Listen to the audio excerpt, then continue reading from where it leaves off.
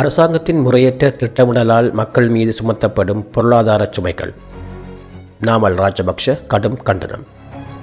45 நாட்களுக்கு தேவையான எரிபொருள் கையிருப்பில் உள்ளதாக ஜனாதிபதியும் அமைச்சரும் வாக்குறுதி அளித்திருந்த நிலையில் திடீரென எரிபொருள் விலை உயர்த்தப்பட்டிருப்பது அரசாங்கத்தின் முரண்பாடான போக்கை காட்டுவதாக ஸ்ரீலங்கா பொதுஜன பெரமுனவின் தேசிய அமைப்பாளர் நாமல் ராஜபக்ஷ தெரிவித்தார். பத்ரமுலையில் உள்ள ஸ்ரீலங்கா பொதுஜன பெரமுனவின் தலைமை காரியாலயத்தில் நடந்த நிகழ்வு ஒன்றின் பின்னர் ஊடகங்களுக்கு கருத்து தெரிவித்த போதே அவர் இவ்வாறு தெரிவித்தார்.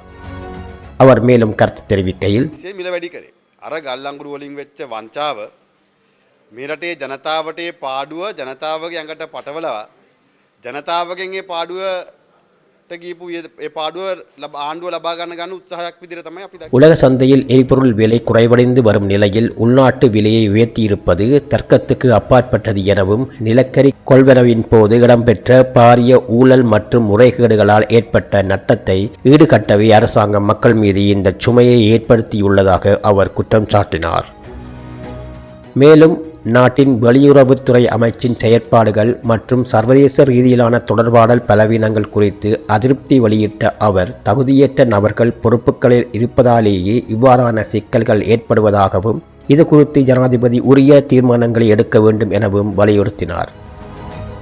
அரசியல் கூட்டணிகள் அல்லது மேதின கொண்டாட்டங்கள் குறித்து சிந்திப்பதற்கு முன்னதாக நாட்டின் பொருளாதார நெருக்கடி மற்றும் மக்களின் அத்தியாவசிய தேவைகளுக்கான தீர்வுகளை அரசாங்கம் உடனடியாக வழங்க வேண்டும் என அவர் மேலும் தெரிவித்தார்.